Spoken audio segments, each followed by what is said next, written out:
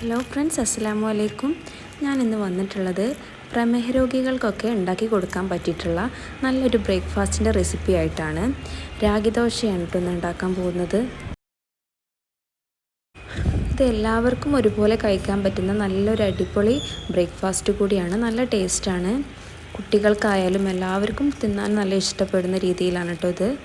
അപ്പോൾ നല്ല ക്രിസ്പി ആയിട്ടുള്ള രാഗി ദോശ എങ്ങനെ ഉണ്ടാക്കുക നോക്കാം.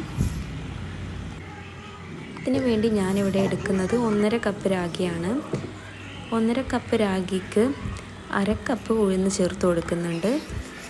പിന്നെ 1 ടീസ്പൂൺ ഉലുവയും ചേർത്ത് കൊടുക്കുന്നുണ്ട്. ഇനി ഇതെല്ലാം നല്ല രീതിയിലൊന്ന് വാഷ് ചെയ്തിട്ടെടുക്കാം. ഇനി 1/2 കപ്പ് അവിലും കൂടി ചേർത്ത് കൊടുക്കുന്നുണ്ട്. ഇതിന് പകരം ചോറുണ്ടെങ്കിൽ അതും ചേർത്ത് കൊടുക്കാവുന്നതാണ്.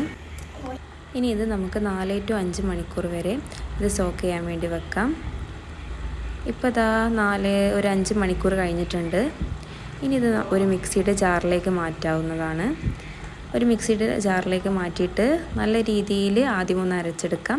നമ്മൾ ഈ സോക്ക് ചെയ്യാൻ വെച്ച വെള്ളം മാത്രം ചേർത്ത് കൊടുത്താൽ മതി.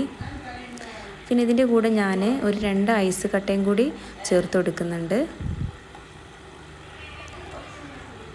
അരച്ച മാവ് ഇതാ ഒരു പാത്രത്തിലേക്ക് ഞാൻ മാറ്റിയിട്ടുണ്ട്.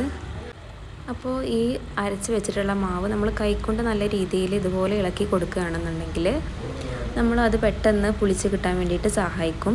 ഇനി ഇത് നമുക്ക് അടച്ച് വെക്കാം. ഇത് ഓവർനൈറ്റ് അടച്ച് വെക്കണം. അപ്പോൾ നമ്മൾ ചൂടുള്ള സ്ഥലത്ത് വെക്കുകയാണെങ്കിൽ അത്രയും നന്നാണ്. അല്ലെങ്കിൽ കുറച്ച് ചുടുവെള്ളത്തിൽ ഇത് ഇറക്കി വെച്ചാൽ മതി ഈ പാത്രം. രാവിലെ ഇതാ തുറന്ന് നോക്കിയപ്പോൾ നല്ല രീതിയിൽ പൊങ്ങി വന്നിട്ടുണ്ട്. ഇത് ഞാൻ ഏകദേശം ഒരു 12 മണിക്കൂറിന് മുകളിൽ വെച്ചിട്ടുണ്ട്. അതുകൊണ്ടാണ് ഇങ്ങനെ പൊങ്ങിയിട്ടുള്ളത്.